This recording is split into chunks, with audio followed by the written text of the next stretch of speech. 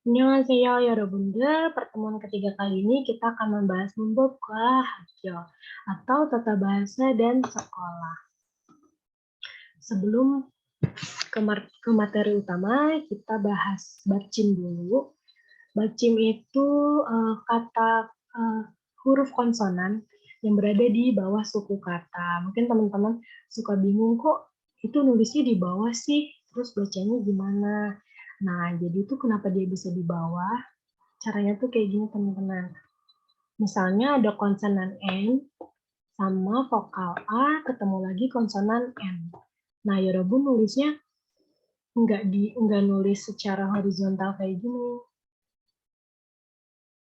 Salah, tapi yang N-nya, N yang terakhir ini dijadiin di bawah. Jadi bentuknya seperti ini. Ini dibacanya nan. Lalu yang kedua ada konsonan B, vokal A ketemu lagi konsonan B. Nulisnya sama, bukan kayak gini dijejerin gitu, tapi ditaruh satu di bawah nih. Dibacanya jadi pap atau nasi. Nah, yang tadi ini artinya saya, yang ini artinya nasi. Lalu ada konsonan J, vokal I, dan konsonan B. Dibacanya jeep, artinya rumah. Nah, di sini ada beberapa ketentuan tajwid lah ya. Bahasa Korea juga punya tajwid kayak bahasa Arab. Nah, di sini ada kata hangukmal. Di sini memang konsonannya G harusnya dibacanya hanguk kan. Tapi karena ada bacim, di sini jadi hangguk. Kenapa hangguk? Karena konsonan N kalau bertemu konsonan G jadinya N-nya dibaca eng. Eng itu teman-teman masih ingat kan huruf konsonan eng? Nah, kayak gini eng. Jadi pada kata gumal bukan gukmal tapi gungmal. Karena oh ya ada lagi ini teman-teman. Ini di sini tajwidnya ada dua. Jadi yang N ketemu G sama konsonan G ketemu M. Dibacanya eng. Hanggungmal, bukan hanggukmal. Lalu kata yang kedua ada akma. Di sini G kan harusnya bacanya akma, tapi ada tajwid jadinya angma. Karena yang tadi seperti yang di atas, konsonan G kalau ketemu M jadi eng. Selanjutnya ada gukne. Nah, harusnya dibacanya gukne kan ya, sesuai hurufnya. Tapi di sini ada tajuk lagi kayak yang tadi, kalau giok bertemu dengan yen atau huruf konsonan G bertemu dengan N jadi eng. Nah, ini juga sama. Changnyeon, harusnya jaknyeon, tapi salah. Jadinya jangnyeon karena ini G ketemu M lagi. Lalu ada Jongryu, harusnya dibacanya Jongryu ya teman-teman bacanya.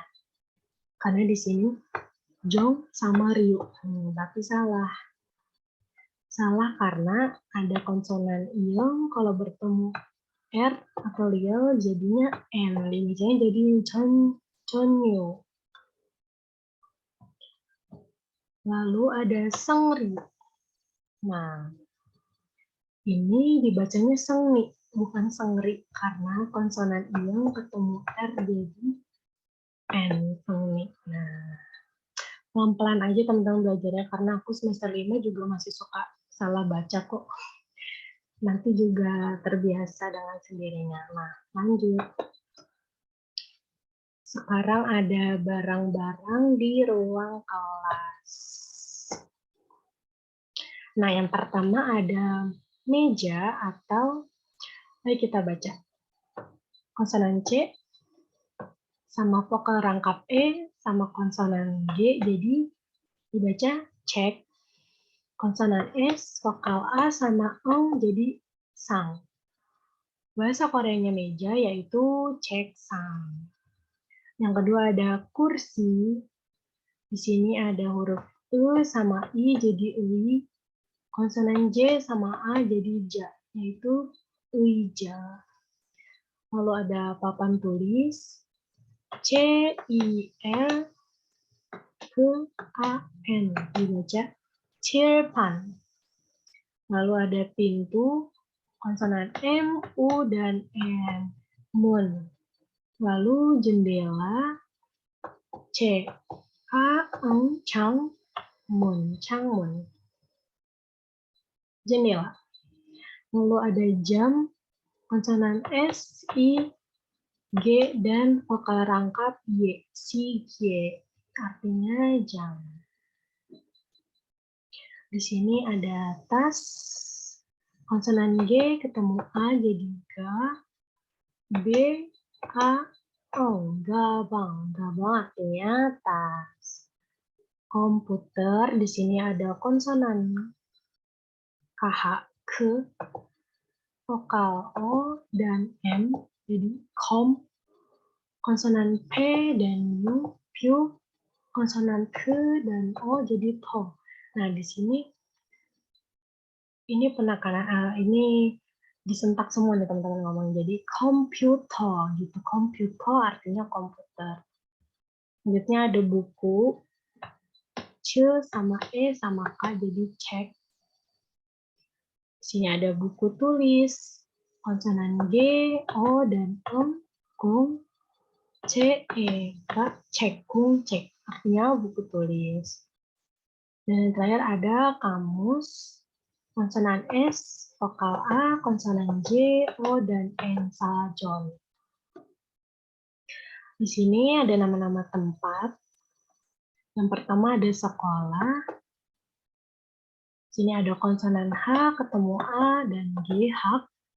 Konsonan G dan Gyo, Gyo. Jadi hagyo. Hagyo sekolah. Perpustakaan ada konsonan D, vokal O, konsonan S, vokal O, konsonan G, vokal O, vokal A dan konsonan N. Ini nulisnya tuh begini urutannya dulu. Do, so. Ini bingungnya Yorobun karena banyak banget hurufnya. Jadi gini dulu go, terus tulis A-nya baru N. Bacanya dosofa. Selanjutnya ada kantin atau siktang. Jadi ada rumah sakit atau yongwon. Lalu ada bank, heng, dan yang terakhir ada mall, 백화점. Di sini ada fasilitas sekolah. Ruang kuliah itu bahasa Koreanya 강의실. Ruang kelas itu ada 교실 atau ruang kelas. Ruang kantor itu ada 사무실. Lab bahasa itu ada lab실 atau 어학실. Lalu ruang klub ekstrakurikuler ada dongari. Berisik banget ya ini laptop. Dongari. Dongari ini artinya bisa klub juga teman-teman, klub. Lalu ruang doa ada gidoshil. Nah, gido ini artinya doa. Shil itu ruangan. Nah, di sini ada tata bahasa yogi, kogi, dan jogi. Atau di sini, di situ, di sono. Nah, yogi merujuk pada tempat di mana pembicara berada. Yogi. Lalu, kogi merujuk tempat jauh dari pembicara, namun dekat dengan pendengar. Sonono. Jogi merujuk tempat yang jauh dari pembicara maupun pendengar. Nah, contohnya, yogi dosokan ini. Yogi itu di sini adalah perpustakaan. Nah, kemarin Yorobun masih ingat kan kata bahasa Inida itu artinya adalah. Dosoguan tadi perpustakaan, yogi di sini yogi dosoguan Inida. 그다음에 거기 은행입니다. Di situ adalah bank. Nah, di sini konteksnya, kalau aku di sini, teman aku di sana. Nah, aku bilang di situ adalah bank. Itu pakainya gogi. Kalau jauh dari aku, tapi dekat sama teman aku itu pakainya gogi. Nah, di sini ada jogi, ini sama-sama jauh. Misalnya ini aku di sini, teman aku di sini, kita lagi ngomongin yang di sana. Nah, itu pakainya jogi. Jogi 학교입니다. Di sana adalah sekolah. Oh iya, kalau yang tadi ini untuk keterangan tempat doang ya teman-teman. Jadi cuma buat tunjukin keterangan tempat. Nah, di sini juga sama. Ada di sini, di situ, di sana. Tapi ini untuk keterangan benda. Nah, igot, kata tunjuk benda yang dekat dengan pembicara. Apa ya contohnya?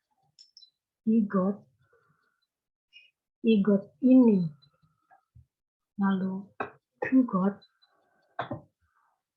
lalu kugot, dekat dengan pembicara, jangan pembicara. Oh ya, sama-sama. Igot itu ini, lalu ke got itu yang dekat sama temen aku, di sana ke got, lalu jugot, aku sama temen aku dekat tapi bendanya jauh. Contohnya ada Igo shikimita. Ini adalah jam. Gugot cekimita. Itu adalah buku. Konteksnya kalau ke got, aku di sini, temen aku di sana lagi megang buku. Itu adalah buku. Tuh, jauh dari aku tapi dekat sama temen aku. Nah, kalau jogot, aku sama temen aku sebelahan nih. Nah, kita lagi nunjuk di sana. Nah, jogot saja nih di sana adalah kamus gitu. Nah, ini ada partikel penanda objek, i atau ga. Nah, kemarin kan kita belajar partikel penanda subjek. Abojinen, berarti di situ topiknya aboji yang lagi diomongin atau ayah. Nah, kalau ini objeknya. Jadi kayak gini. Kenapa ada dua i atau ga? Karena kalau i itu partikel yang dilekatkan pada kata benda berakhiran konsonan. Lalu yang ga ini yang dilekatkan untuk berakhiran vokal. Nah, itsemnida adalah kata sifat yang digunakan untuk menyatakan keberadaan manusia atau benda. Opsemnida kebalikannya. Nah, jadi gini loh ya Robot. Misalnya ada di sebuah kalimat.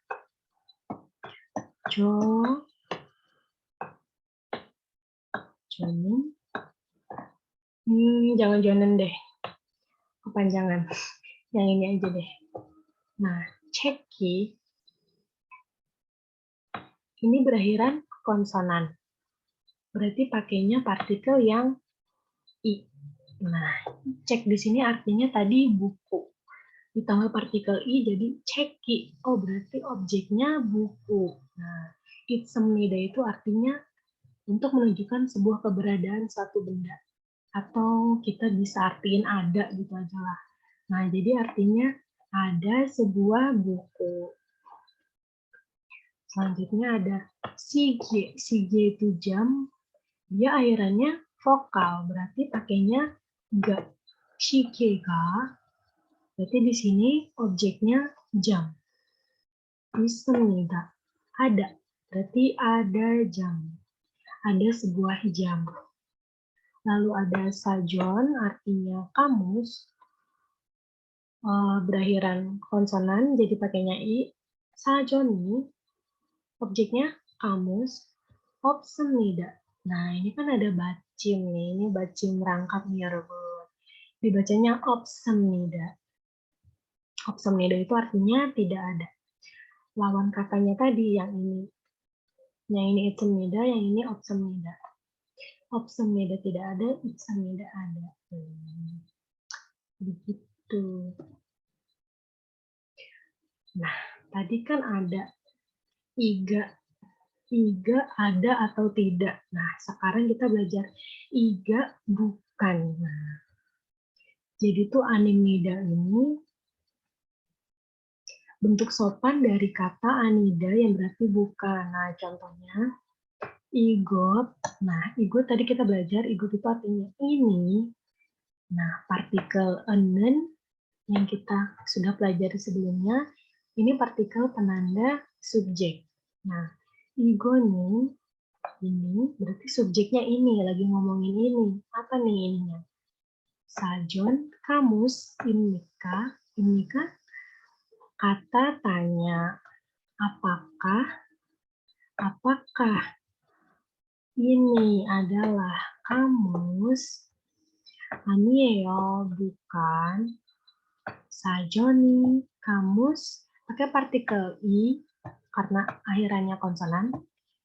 Berarti objeknya kamus kan lagi diomongin. Animida, bukan, itu bukan kamus. Cek imida, itu buku. Lalu ada tata bahasa yaitu menunjukkan posisi. Atau kita bisa artiin di atau pada. Nah, biasanya ini juga dilekatkan pada ipsemnida atau opsemnida. Ada atau tidak ada. Nah, contohnya, kyoshir artinya kelas. Di sini ada partikel posisi menunjukkan posisi. Kyoshire, di kelas. Nah, komputer, partikel ga, penunjuk objek. Nah, objeknya di sini lobet lagi ya, Ruby. Pasti di tiap record itu lobet.